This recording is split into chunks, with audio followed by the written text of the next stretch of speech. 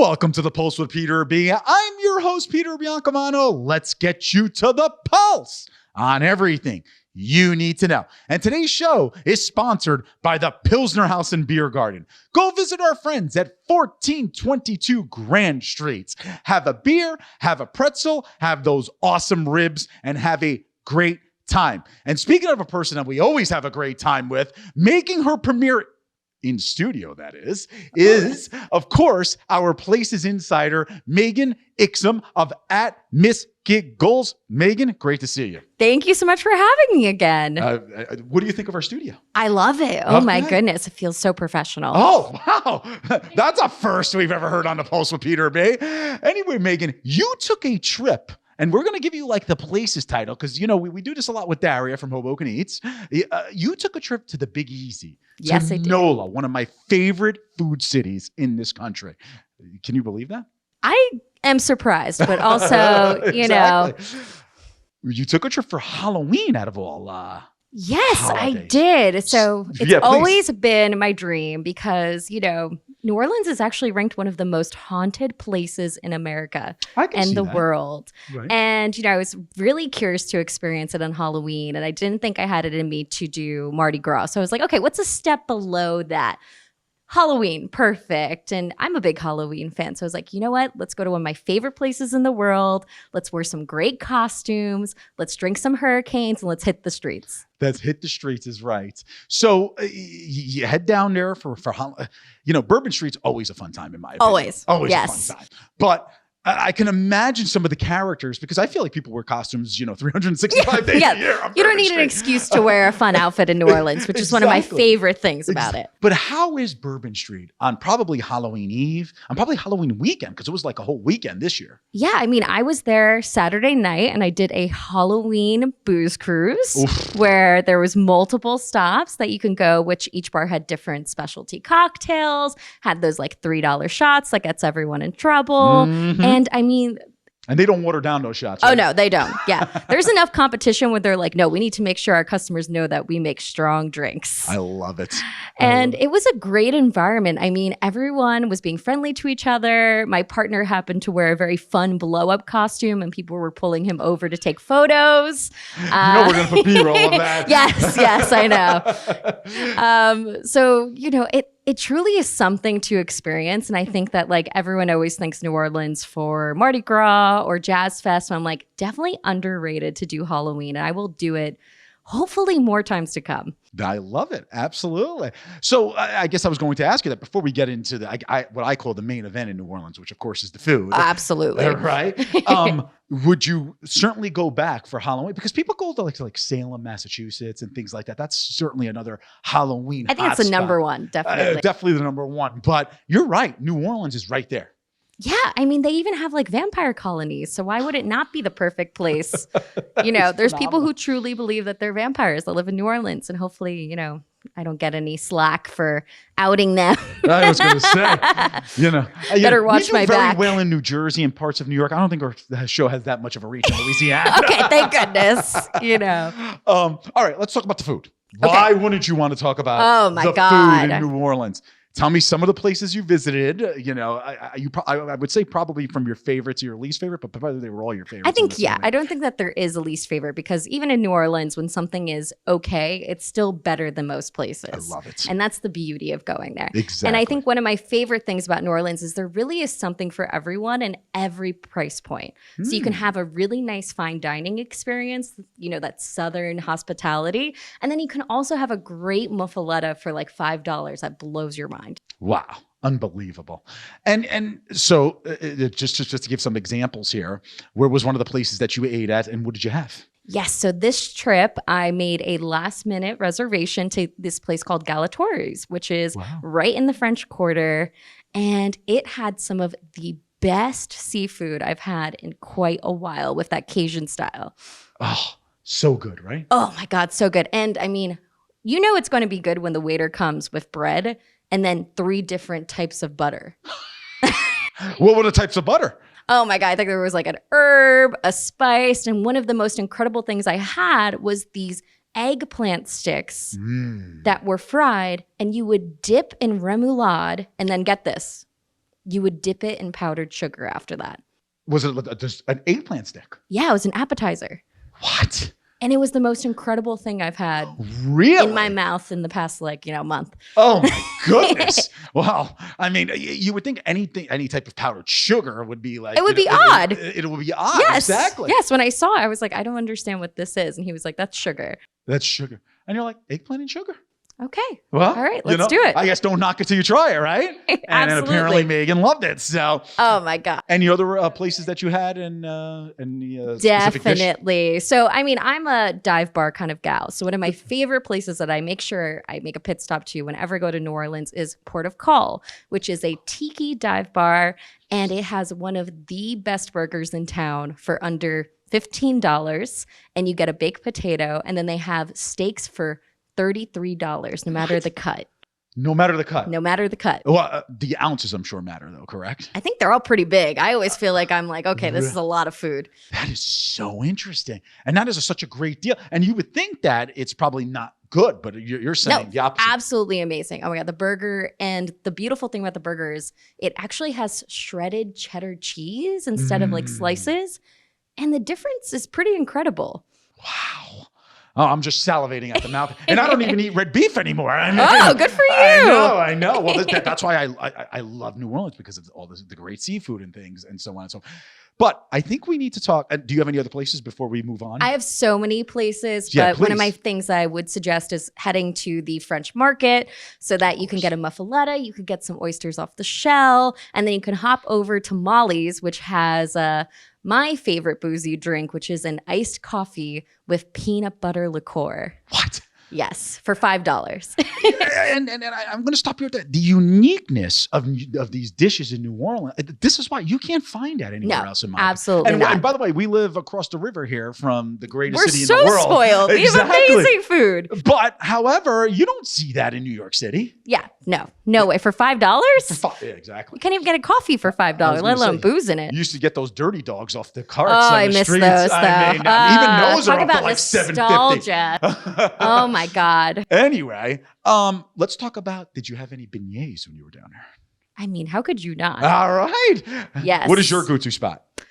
My go-to now is the Carousel Bar in Love the it. Hotel Monteleone. Yes, I've been there. Love Yes, it. which has a fresh beignets where you can dip them in caramel sauce. Oh, Come on. Like unbelievable, right? Unbelievable. I'll tell you what, I was just there last year, and I was so enamored with the beignets. I actually stopped in the New Orleans airport. They have a Cafe du Monde there and had beignets there, Oh thinking my it was going to be the God. same. Still much better than what we can get up here, but not even close to it. Not even close. Yeah, so you're a Exactly. Cafe du Monde kind of guy. A little bit. You know, it's very, very touristy, but I was just drinking at the Carousel Bar when I was there. I didn't realize they had beignets anyway. Yeah, they're amazing. Amazing. All right, Megan, we have a few seconds left. You would highly recommend New Orleans, the food scene, the Halloween scene. The people. and The people We are forgot to talk about fantastic. The food, the ambiance, there's always something new to do. And I definitely think, it's a great place to visit at any time of the year. that. Exactly. And the weather's always great. I was there in like early December and it was 80 degrees. Beautiful. Yeah, exactly. I think summer. I would avoid summer. Yeah, exactly. Maybe. Yeah. Well, anyway, on that note, Megan Ixim of @MissGiggles. It's so great having you here. Thank you so much for having me, Peter. Absolutely. Hopefully we'll see you on a future episode. Oh, I hope so. Absolutely. Thanks again. Really appreciate it. All right, folks, we will be right back. Welcome to Hudson River Care Counseling. Hello, I'm Dr. Pam Pater-Ennis, the CEO and founder of Hudson River Care Counseling with over 30 years of clinical social work experience in therapy. We are a progressive counseling and coaching practice with a diverse team that brings a holistic approach to clients. We offer support both in person and through digital platforms such as telehealth. Consider us a safe haven that you can trust with care for your mental health needs. Visit our website to set up a consultation today.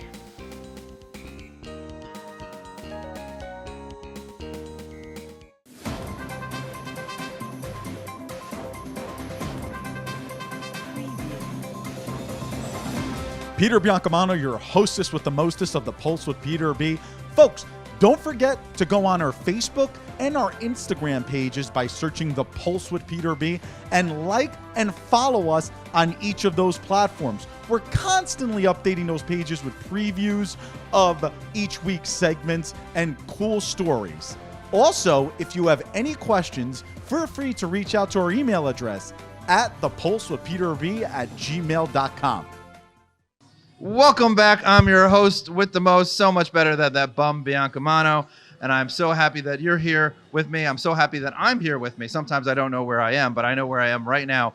And I am at the Pilsner House Beer Garden in Hoboken with a very good friend and wonderful member of the community, Ben Koehler. How the heck are you doing? I'm doing great. Thank you, Josh, for having me. I'm just glad you chose me. Well, part of this. you know, we have great people on the show, as you've seen in all of our segments. But you're here not just because you're a wonderful person, but because I believe it's in North Bergen. Your family has had a business for over 100 years. And is that correct? Yep, 104 years. That's higher than Peter Biancamano can count to by a multiple of 10. Tell us, what's the business? So it's a general machine shop. It was started in 1918. And we've just been helping fix and repair multiple machines or whatever is needed. So we kind of just help suit the community in any way we can. You said 1918, right? Yeah, 19. Oh my God. So has it been in your family the entire whole bunch of time? Yeah, it was started by my great-grandfather when he came over from Switzerland. He was big in textiles, and he came over here as a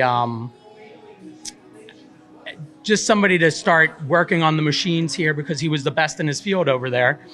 And then he started the machine shop a few years later after moving to America. So he was in machining in Switzerland, came to the Golden Medina, United States of America, best country, woo! And then he was like opened up a shop himself. Yes. Yeah. Oh my Yeah. God. I'm telling you, immigrants, you know, the yesteryear generation and immigrants, they got a pair on them that people don't have these days. You know what I mean? Yeah. I mean, some people, like some of the people that have been on the show, just like you, but it's rare. It's rare.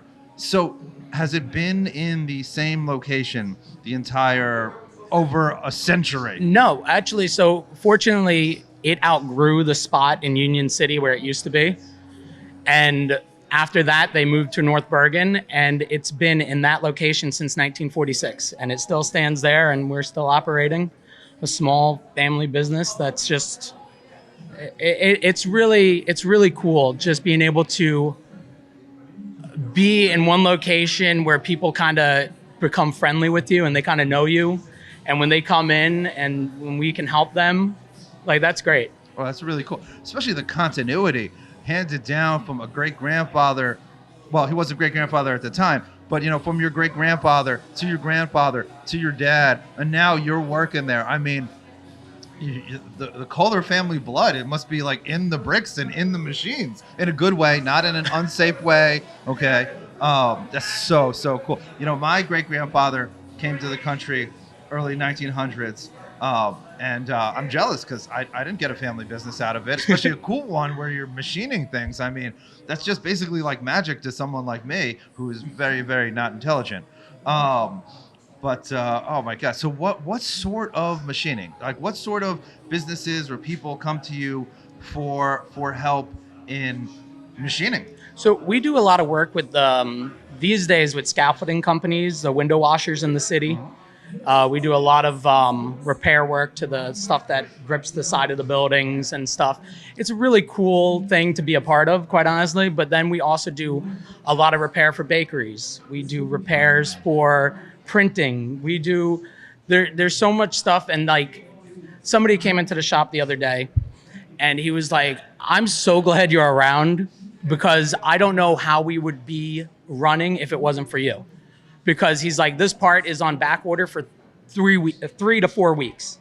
And he's like, we need it tomorrow or we're gonna lose our contract. So there's a lot of times that happens and they're just so grateful, and like our customers, and we try to have a good rapport with them where we'll try to make it better than what they expected to get for a repair or if there's somebody trying to design something, we'll walk them through to kind of have just to give them the best experience they can with prototyping and everything we work on. Well, that sounds like top to bottom service. You don't find that a lot out there, folks. And I know that example you brought up, I think you told me it earlier, it was with a bakery, right? That one, or that was a different story. That was a different story, but we God. get that a lot around like the holiday season, where they're in a crunch. They have to get their Christmas cookies made, and when it's Christmas season, not happy holidays. And I'm Jewish, and it doesn't hurt me to say Merry Christmas. Yeah. Anyway, go on. But no, so that's a lot of the situations we run into where somebody comes in and they're like, our machine's going to be down for a week.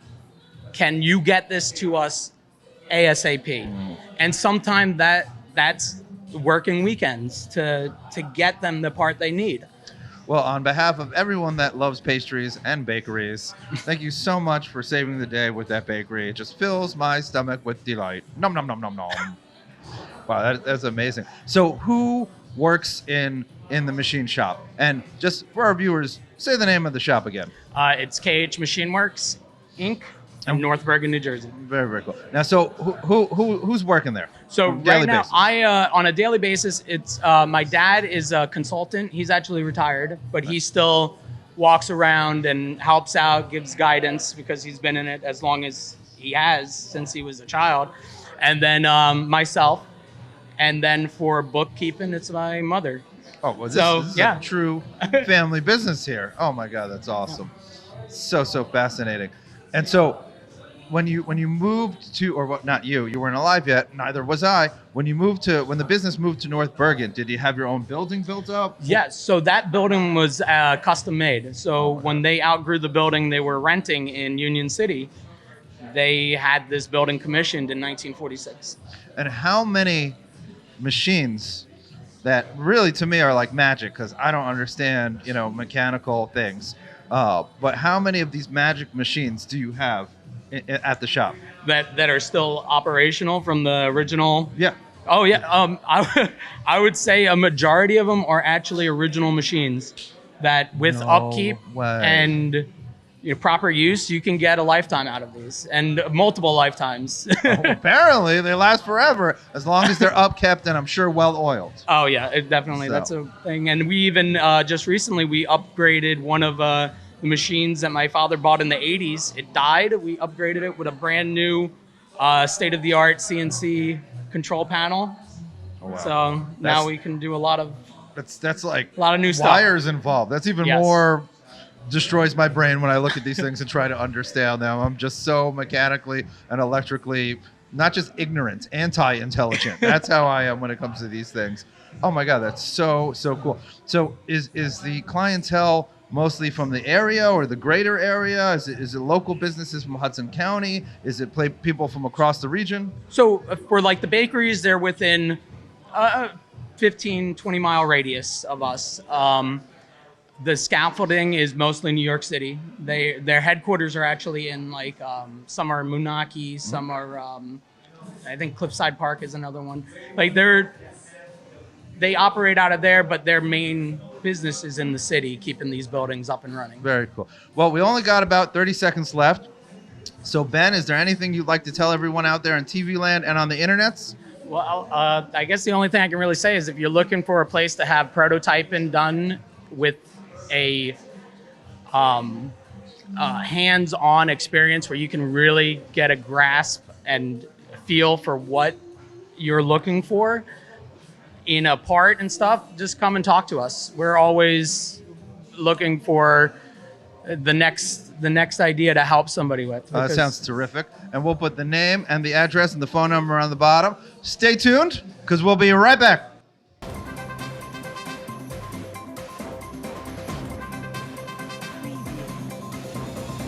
Peter Biancamano back with you. Don't forget to watch us on cable access every Sunday and Monday at 9 a.m.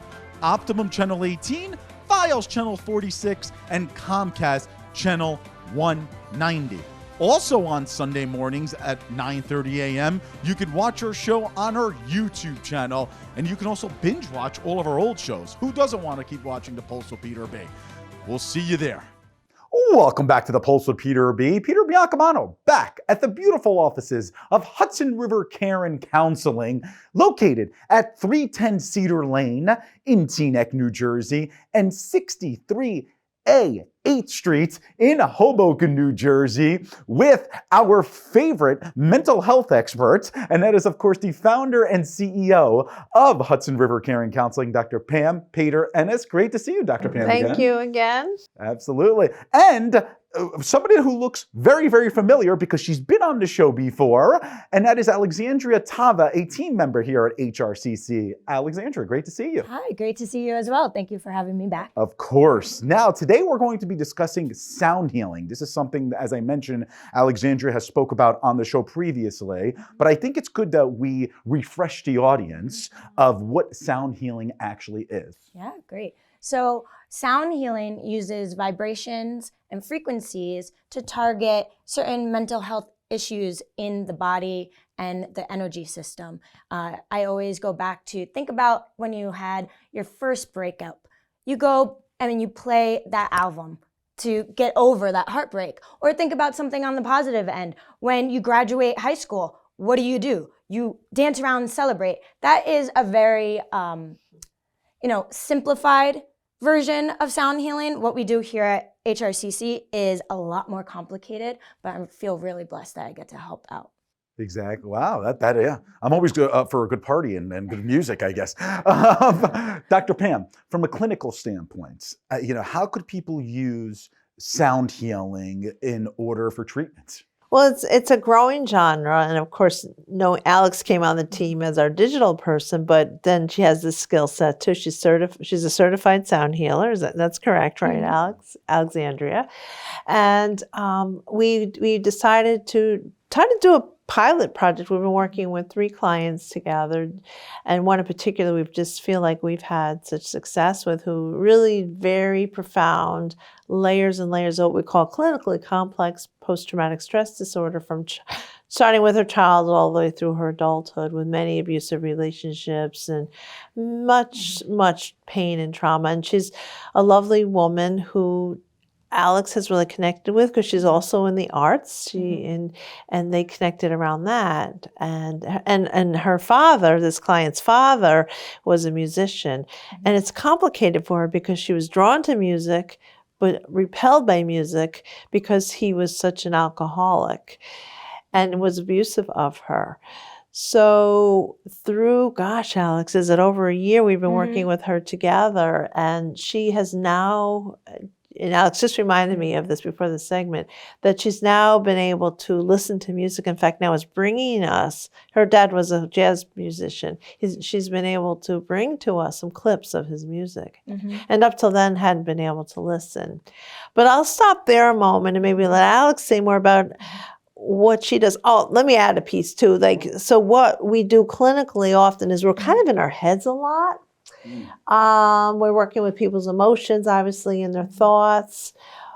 But really the latest research from people like Bessel van der Kolk is that, there's a book called The Body Keeps Score, that our bodies hold the trauma, we now know. So sound healing, as well as our minds. Sometimes our bodies remember the trauma before our minds. So sound healing is one way to sort of kind of get that out and then to reintegrate that. Yeah. So and by the way, I'm going to interject here. I love how Dr. Pam just passed it over to Alex. It makes my job so much easier. Oh, sorry. To Alexandria. No, I love when people do my job for me. I'm so used to being in charge. Founder and CEO. I mean, come on. Go ahead, Alexandria. Sorry. And to follow up with what Dr. Pam talked about, a lot of the trauma is stored in the subconscious. So a lot of the time, a trauma victim is living their life through the lens of their experiences. So sound is a passive way to put them into a space where they're a little bit more trusting to go deep and then to talk about those deep-rooted issues. So, I feel really grateful that I could be an addition to the clinical work that Dr. Pam does, and it provides just this more holistic modality to therapy. And I'm just curious, and both feel free to jump in, both of you, on this. I guess we could start with Alexandria. What are the mechanisms that are used in sound That's healing? a good question. Yeah. So my personal practice is I merge sound healing with meditation. And meditation, guided meditation, just brings the client back to a center point. So that's also mindfulness. We bring them back to the present. And then whatever the issue is that we're targeting, that Dr. Pam has set the stage for and brought forward, whether it's like an insecurity, humiliation, shame, whatever the issue is, we can use sound to release the anxiety, to bring forward the depression, but then to kind of balance the emotions in the person. And slowly and surely, just one session at a time, we can teach them through the exposure of it that they're safe and they can look around and know that they're not going to be harmed. And through that, the client builds confidence and they're able to overcome the trauma and move forward. Dr. Pam, anything to add? Yeah, I was just going to say, and how I guess I think that's what you're getting at too, Peter, how we kind of work together in a session. We meet Correct, with this yes. client weekly. So again, over a year, we've been seeing progress. And I may tell Alex ahead of time, like, Luce, because I see her twice a week. So I see her once a week just doing traditional therapy. Then on Wednesdays, actually, we come together and we do the work together. And I may just give her a heads up. We're working on this piece, like to your point, like shame or fear, a lot of fear, which also leads to paranoia, which also leads to anxiety, where she's having a hard time leaving her apartment. And we kind of help her find ways to do that. And then the music just opens that up for the sound healing, and the music Alex brings to her opens that up for her. And I want to Sure, please. bounce off of that one. So on the practitioner side, the sound practitioner side, I'm knowledged in what instruments for what targeted traumas. So depending on the fear, and the experience that the person went through, gongs might not be the best thing because gongs might be too abrasive. Wow. And there's just so many layers to sound. The brain stores memory of trauma, and hearing a large ocean might make the client feel very lost. So I have to make sure that I put together a combination of sound that will make the client feel safe with what Dr. Pam's bringing forward. Absolutely. So it's always going to be different and customized to each client. I was just going to say, that's the word Yeah. that was going through my mind is Yeah. you customize. Yeah, you can have a little bit of a template because frequencies are going to be frequencies. Right. Yeah, that's science, that's the physics. You can't change it. But as the practitioner, and that's the creative side as well. Right. It's like science and creativity. I have to make sure that I mix it all together to make sure that I take care of the client in a way that works well with the session. And we always, to go back to the practical too of how we do it, we always debrief after the session. First of all, we always check in with a client and say, are you okay? What's going on? We can read her emotions. And then maybe if it was a particularly tough session, we will, both of us generally follow up with her. Maybe Alex has even given her some sound pieces to listen to even in between sessions. That's phenomenal. So we are almost out of time here. So I just want to tell the folks at home, Hudson River Care and Counseling are really the leaders in all your mental health needs. Thank you for that. No, of course, because we've come here every month, as the folks know at home, and there's just so many different types of treatments that you can get, and sound healing is just another one of those types of treatments. Hudson River Care and Counseling .com. I was testing you, Alexandria. Yes. Exactly. Set up a consultation today, because I'm sure you can do it right on their websites. Alexandria Tava, team member here at HRCC, and of course, Dr. Pam Pater-Ennis, the founder and CEO. Thank you so much for both of you. Thank you, Peter and Alex. It was great. Absolutely. Thank you again. All right, folks, join us next week for The Pulse on everything you need to know. I'm Peter Biancamano. I hope you have a great week, everybody.